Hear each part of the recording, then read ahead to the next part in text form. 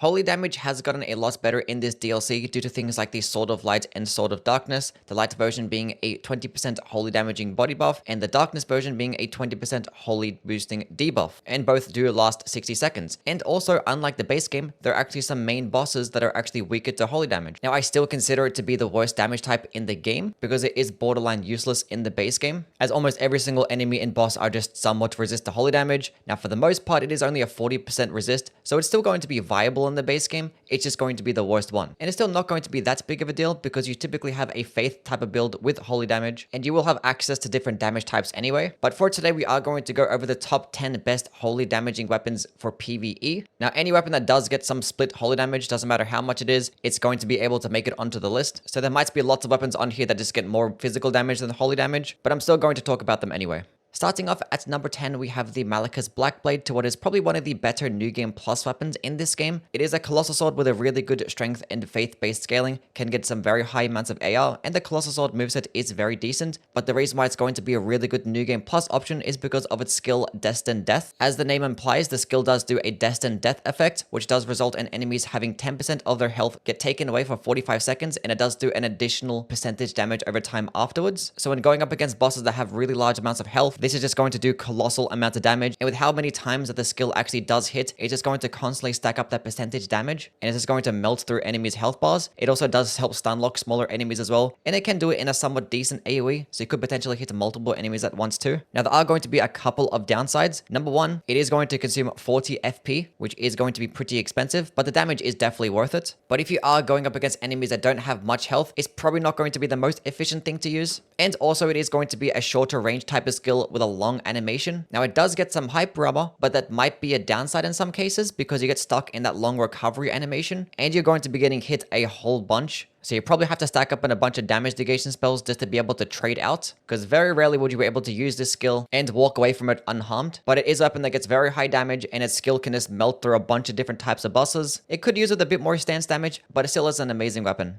Number 9, the ENVOY'S GREATHORN. Now, this weapon has been pretty good for a while now. It's just that it's always been outclassed by the ENVOY'S Longhorn, as that weapon skill consumed the same amount of FP, just did way more damage, did more stance damage, and just had better scalings too. But ever since the ENVOY'S Longhorn nerfed to its stance damage and its total overall damage, I consider the ENVOY'S GREATHORN to just be the better bubble option. Now, unfortunately, it doesn't get the best scaling still. Only gets the descaling and faith, and the skill actually does scale off faith. And it is also a colossal weapon, which I typically prefer great hammers instead because they have much faster movesets, and they could do almost just as much stance damage too. But being that it is a colossal weapon, it is going to have higher guarded damage negation and more guard boost. And this one actually getting some of the highest out of all the colossal weapons. Also does get some of the highest stance damage too with its charged heavy attacks. So it could pair nicely with some charged heavy attack builds, or even like deflecting type builds with a deflecting tier. But its weapon skill is going to be the much better option compared to the ENVOY'S Longhorn Bubble Shower, as the FP cost and animation length are the exact same, but the skill just goes a lot further, actually has tracking, does more damage, does more stance damage, does send those smaller enemies flying, and explodes in a nice AoE. But yeah, I think the most underrated part about it is going to be how far that it actually does go, its stamina cost, and how large the AoE can actually be. It can actually be a very decent damaging projectile option. Now, the skill is not going to have the fastest animation. You do get a little bit of hyper armor, but I still wouldn't really use it in like the heat of battle unless you do have like a really long opening. So I do consider it to be a very solid weapon, but I think the major thing holding it back is going to be that descaling and faith. Number 8, the Halo Scythe, which is a and dexterity-based Reaper. Now, Reapers in general, I don't typically like that much. They do everything pretty well, but they don't really do anything amazing. They have decently quick movesets. Their stagger damage is okay. Poise damage can be okay as well. The heavy attacks can be a bit longer in terms of their animations, which I don't really like that much. They all do get passive bleed, and they can hit around shields, which is nice. Now, in terms of the Halo Scythe, this one is going to perform the same way as all the other types of Reapers, but in terms of its skill, Mikula's Ring of Light, it is going to be a very solid projectile option. For only 11 FP, you get a high damaging projectile that can go very far and also has like a little delayed effect. So enemies that do like to dodge and move around, they're just going to get hit by it. It also does stagger those smaller enemies pretty well, and it could just result in an infinite stun lock. You could also just use the skill at point blank range, and you're also going to hit with the weapon directly, which is just going to further enhance the damage. Now, the first initial cast of the skill is going to be somewhat long, but with consecutive cast, it's just going to be really quick and it can just output a decent amount of DPS. So it might be better if you do have those longer openings, or if you do just sit at a safer distance. Now, I think like the major downside for me is that its skill scales primarily off Faith, and it gets a descaling in Faith, which is very upsetting. Which I had a much better Faith scaling, because with these type of weapons, you always have to spec into like either just weapon damage or skill damage, and you're always just sacrificing one or the other. But it is just a very decent weapon, gets passive bleed, and you get a nice damaging skill. The SILURIA'S tree, which is a very nice strength and faith-based great spear, does scale a bit better off the strength stats. And as for great spears, they have really good movesets, very solid poking attacks that do some high damage, high stance damage. Now, typically with great spears, they tend to just have a lot of poking attacks and not much variety. But with the SILURIA'S tree, it actually does get the horizontal swipe for a heavy attack, which is obviously really good to have when fighting multiple enemies at once, or fighting those really skinny enemies that are harder to hit. And the follow-up heavy attack is really quick as well, so it can also just be a nice way to just deal some decent stance damage and not that long of an opening. Now, the best part about the weapon is obviously going to be its skill, SILURIA'S Woe, which for 25 FP does do a little short-range AoE attack that can do about 27 stance damage. It also does scale off AR, so going into either strength or faith is going to just help boost the damage. Now, in most cases, depending on what types of talismans that you're using, I'd rather just go with like a charged heavy attack in this instance, because it's going to do more stance damage and probably just do more damage in this short little AoE. But this skill can be fully charged to turn it into a projectile attack, and that's going to be its actual power, because when paired alongside things like the Godfrey's icon, it can just do amazing damage, go very far, and also have some pretty decent travel speed too. Now, I think the most underrated part about this projectile is that it does have a very wide hitbox, so enemies that like to dodge and move around are more likely than not going to dodge. And against these smaller enemies, they're going to get sent flying as well. Now, it is going to have a longer animation that you could potentially get staggered out of, so it's not like you're going to use this type of skill in every single situation. But being that this weapon does scale primarily off strength and the skill scales of AR, you can just go all into strength and have yourself a very high damaging projectile option, which you don't typically get with strength type of builds. So although the skill might be a bit more situational, I consider it to still be an S tier option.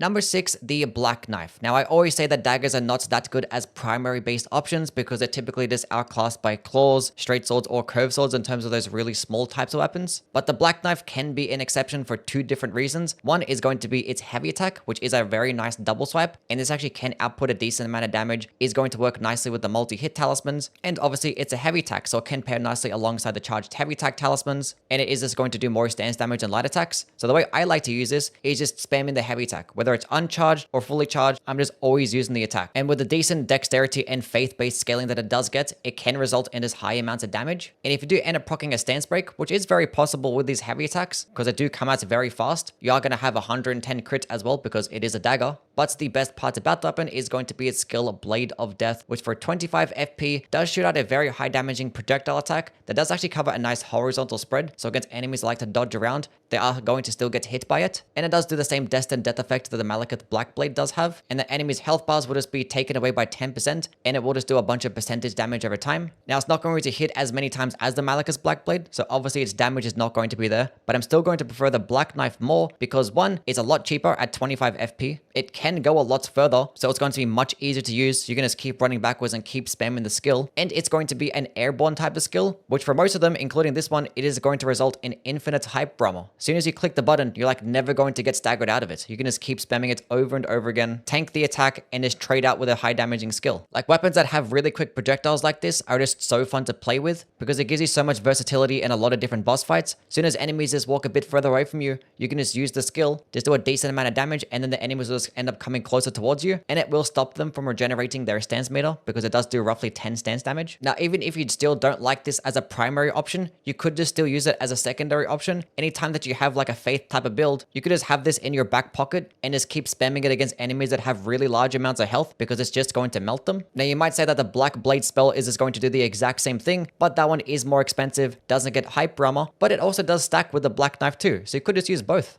Number 5, the MARIKA'S hammer, my personal favorite weapon in the game. It's a hammer, it looks really cool, does holy damage, and it's off Radagon, which he's also really cool. So basically, it's just peak. But in all seriousness and bias aside, this weapon is still amazing. Gets a very decent strength and faith-based scaling, does scale a lot better off the strength stat, which is going to result in a lot more physical damage than holy damage. Now, it does just get the regular hammer moveset, which is typically not that good. You're just going to spend most of your time just spamming charged heavy attacks because it just does result in more stance damage than even colossal swords. But unfortunately, those light attacks are still a bit slow. They don't really stagger that well either, nor do they have that faster speeds. but it still is going to be very viable. But as for the MARIKA'S hammer, its skill Goldbreaker is just amazing. For 26 FP, you become airborne, which results in infinite hyper armor. You're just like never going to get staggered out of it if you click the button. Doesn't matter what attack comes out. And you come crashing to the ground in a very solid AoE attack that does high damage. It is going to scale off AR as well, so you can just go all into strength to just boost the damage. It is going to send those smaller enemies flying into the air, which can just result in an infinite stun lock. You can just keep spamming it and just cheese all of those enemies. As soon as you walk into one room, you can just spam the skill. They're all dead. But even against bosses, it's still really good because, as I mentioned, it gets infinite hyper armor. It does amazing damage, and when you hit with it at point blank range with both the weapon hitbox and the AoE, you're going to be doing over 42 stance damage, which that is very decent for only 26 FP for a very easy to use skill that can like move and track around mid-air. Like, I think this thing is just amazing. Like, if you haven't used it yet, I recommend that you do.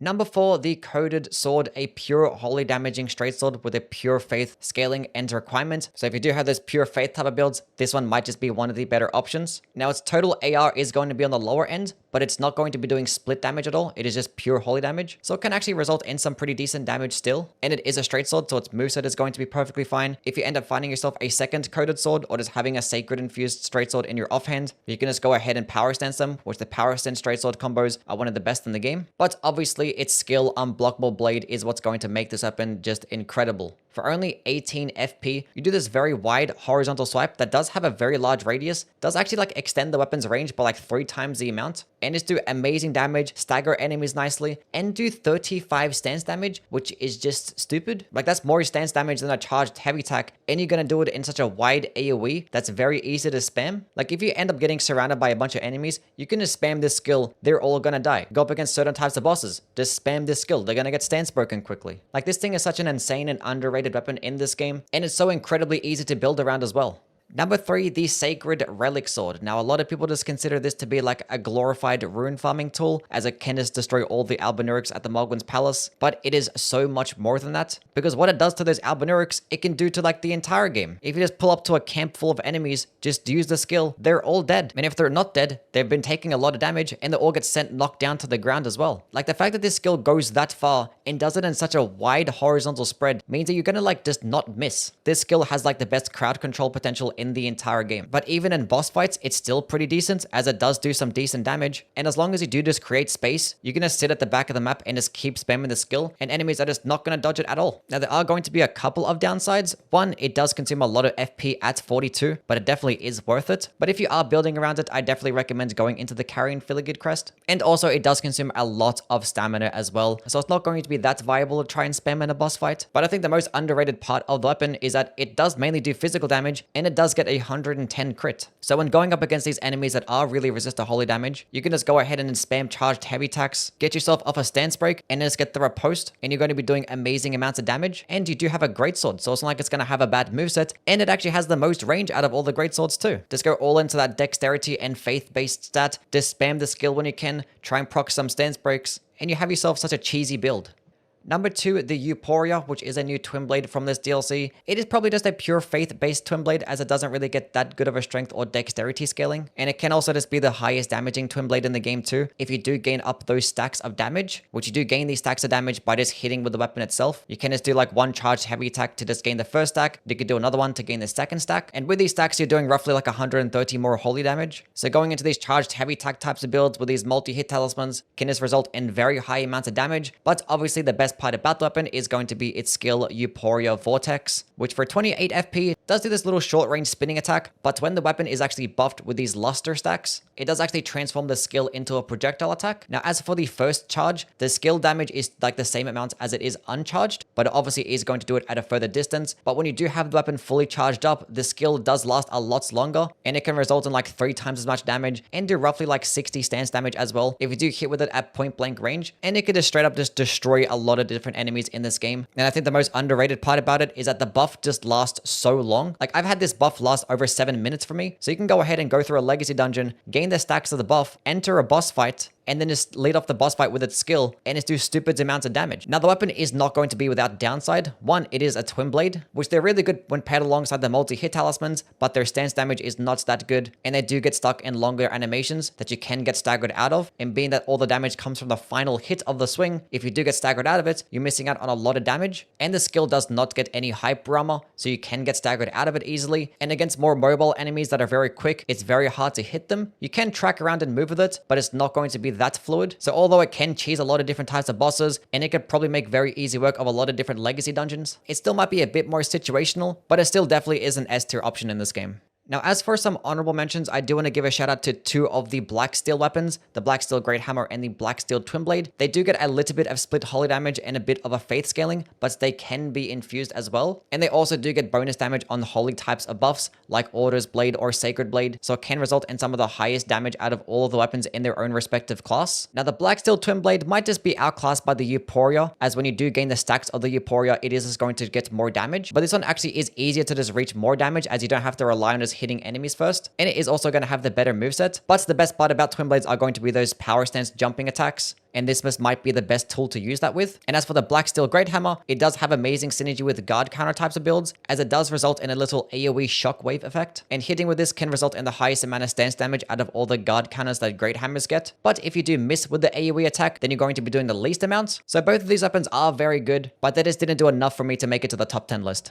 And at number 1, the ORDOVIS'S Greatsword, perhaps one of the best stance-breaking weapons in the entire game, is a greatsword that gets a very good strength scaling and does get a pretty decent faith scaling as well. Does just get the regular greatsword moveset, which is pretty decent, but the skill ORDOVIS'S Vortex is where it's at, because for only 15 FP, you do this short-range AoE attack that does come out pretty quick, does stagger enemies nicely, does only do 19 stance damage, but when you have it fully charged, it is just busted, because not only is a skill that's going to do monstrous amounts of damage, but it is just going to hit enemies multiple times, does flatten smaller enemies to the ground, and do 66 stance damage, which is probably the highest amount of stance damage that you can get out of one particular skill in the entire game. And the reason why 66 is such an important number is because Omens and all of these larger types of knights have 65 poise. So you're going to be able to stance break all of these types of enemies in just one attack. And obviously stance breaking builds have gotten better in this DLC because of things like the Blade of Mercy. And with how quickly you can stance break with this weapon, that's just going to result in like 20% more damage almost all the time. And this skill does scale off AR, so you can just go all into strength to just maximize the damage. And once you do reach the two-handed soft cap, you can just go all into faith because you still get some decent returns there. So it is going to have some decent synergy with the claw mark seal. But yeah, this skill can straight up trivialize all these different types of enemies. And if you do pair it alongside the stone barbed tier, you're going to be doing over 80 stance damage, which that means you can just like script the entire Millennia fight. Now it is going to be a short range AoE attack, but you do get a nice amount of hype armor. So if you're worrying about getting staggered out of it, there's not much of a chance that you do. And yeah, this thing does all of that for only consuming 15 FP. Like, it's just stupid. It still might take a bit of skill to use because it's not a projectile attack, so you still have to be closer towards an enemy. But the stance break potential of this weapon is just insane. Anyway, that is the video now done and completed. As always, please do like and subscribe, and also just let me know what your opinions are down in the comments below. As for the next video, I might go touch on a different damage type. I kind of did want to make some more build videos. I've already made like so many build videos since the DLC has released, but I might just make another one. So just let me know what you guys want to see down in the comments below. And yeah, catch you guys around. Bye.